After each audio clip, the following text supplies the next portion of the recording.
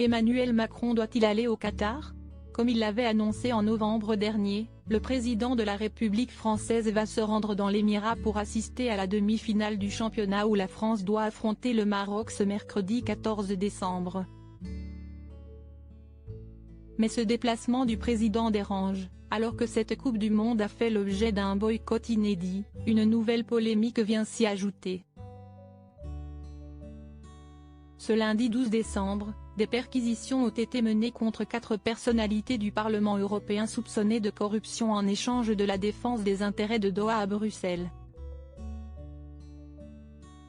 Interrogé ce mardi 13 décembre sur France 2 sur la pertinence de la venue d'Emmanuel Macron au Qatar dans ce climat, le ministre des Transports Clément Beaune a reconnu la dimension gravissime de l'affaire mais n'a pas voulu condamner trop vite la situation, préférant attendre les conclusions de l'enquête de justice. Ça semble très grave, si est sûrement très grave, mais moi je ne sais pas dire comme responsable politique, ce sont les juges qui vont décider et condamner si est vraiment confirmé, a-t-il expliqué avant de poursuivre plus en détail sur la venue du président. Si est la justice qui fait son travail, on ne va pas faire le procès d'ici demain soir, donc il y a des décisions qui ont été prises par le président, en toute transparence, c'était d'aller pour la demi-finale, et la finale je l'espère, soutenir notre équipe nationale. Si est son rôle de président.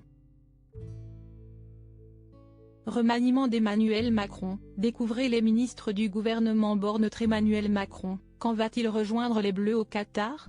Ancien ministre des Affaires européennes, Clément Beaune reconnaît qu'il faudra tenir compte de ce qu'il se passe si les accusations de corruption venaient à se confirmer, mais il se refuse à faire de la justice ou de la politique fiction en entendant une affaire de corruption, rappelant que ce qui importe pour lui c'est que l'Europe ne soit pas décrédibilisée dans ce genre de situation.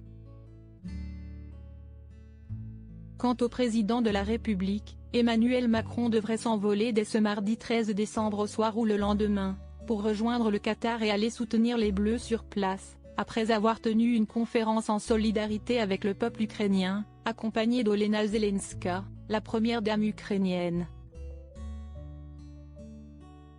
Crédit photo, capture écran France 2.